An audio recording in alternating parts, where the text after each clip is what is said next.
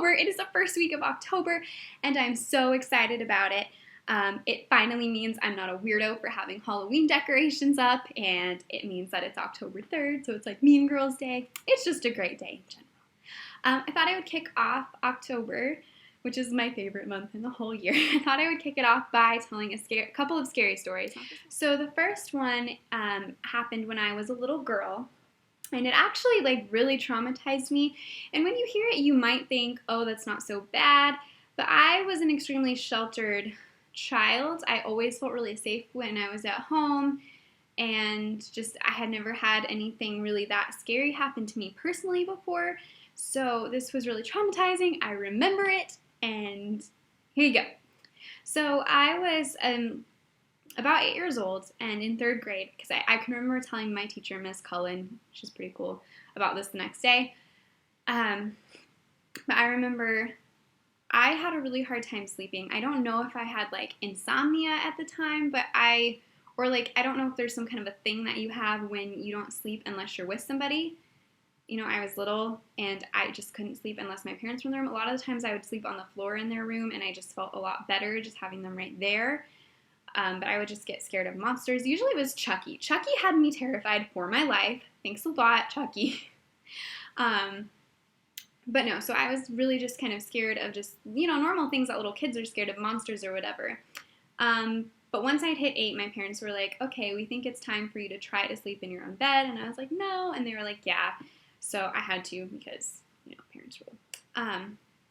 So I can remember this night, my bed faced the window. So if I were just laying down, I could see directly my curtains. I couldn't really see out the window, but because it was dark. So I can remember just laying there, and I was having a really hard time falling asleep. I wasn't tired, and at the time I didn't have a TV in my room or anything that could help me fall asleep. I just had to lay there in the dark, and I was just watching the window. I was just scared. I wasn't a kid who was so much scared of my closet. I was scared of under the bed, and I was scared of the window. And so I was just staring at the window, waiting for something to happen. And my cat was in the room with me. His name was Whiskers George Washington Moore. But he was eating. I can remember seeing him. And then all of a sudden, out of nowhere, this bright light flashes and kind of fills up the whole window. And I'm just like, what? And I see a silhouette of a person standing as if they're facing me. It looked like this person could have been wearing a motorcycle helmet or something. They looked more bulky, so I definitely think they were wearing a jacket, whoever it was. And now that I'm a little older and I think about it, maybe it was just somebody passing through, because we did have kind of a pathway that went to the other street. That it's not there anymore, because somebody who owns a property built a fence for horses, so that does not exist at my parents' house anymore, but it did at the time. There was a trail for people to walk back and forth. But I can remember being absolutely frozen in fear. I was waiting for something to happen, and it did, so I was terrified. So I can remember just, laying in bed, staring, and not sure what to do. And then just my first instinct was to throw the blankets off of myself and run into my parents' room. I just screamed. I screamed at the top of my lungs. Bloody murder, blood-curdling, just the loudest scream you could imagine. And woke them up. My dad went outside, couldn't find anybody, so probably, I'm assuming the guy heard me screaming and realized I had been terrified. And so for a really long time, I was still pretty terrified of sleeping in my own bed. And my parents didn't say anything about it for a while. They were like, okay, we'll try again in a year or so.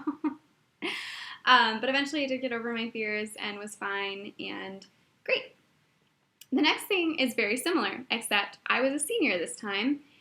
I was a senior in high school, and I stayed in a lot. I did go out with my friends a lot, but it must have been a school night, because I didn't stay out on school nights just because I like sleep. But I remember I was in my room, I was watching TV, and at this point, the bed was on a different side of the wall, still facing the window, but not quite as centered, and my TV was kind of in the window as well. I had to be looking at the window to watch my television. And I was just watching TV like I did every night in my room, when I started hearing at the window. And I was like, that's weird. But I kind of brushed it off, maybe it was just an animal, whatever. And I heard it again, and I heard it again. And I'm just like, what? And so I kind of had a flashback to this first story, and I was like, oh no, the guy's back. I just kind of slowly gathered myself and walked to the window, and I was like, I'm not getting scared again. and I open like the side of the very corner of the curtain, the very corner of the window, and there's a face staring at me. Like, I'm 90% sure it was a human face. It could have been like a bear face, but we don't really have bears where I live, like in my neighborhood. So don't think it was a bear. And I just, again, screamed bloody murder. And this time my dad, like, chased off whoever it was with a gun. And it was, like, really intense. And I was just like, oh no, this is happening.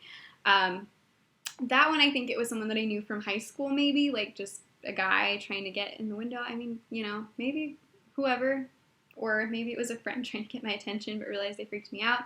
I have no idea to this day. It was just really scary. And I'm just like, really, again, now I live on like a third floor apartment building, so people can't really stand outside of my window unless they're on the balcony, but that'd most likely just be my husband, so I'm not scared anymore. I'm really, really excited for next week. We're going to get to do a DIY, and I'm so excited, finally. I would have done it this week, but I had to get the supplies on Amazon instead of at the store. Today's been a really crazy day.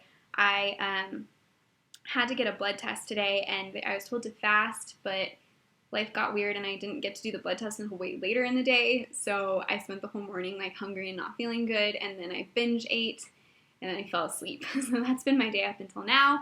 So it probably would not have happened today anyway, so it kind of works out, but I will have that next week, and I'll get to do my first DIY, and it'll be Halloween themed and glitter themed, and I'm just so excited. Thank you guys so much for watching. I love everybody that does watch. I just appreciate everybody. Thank you. Have a good rest of your day.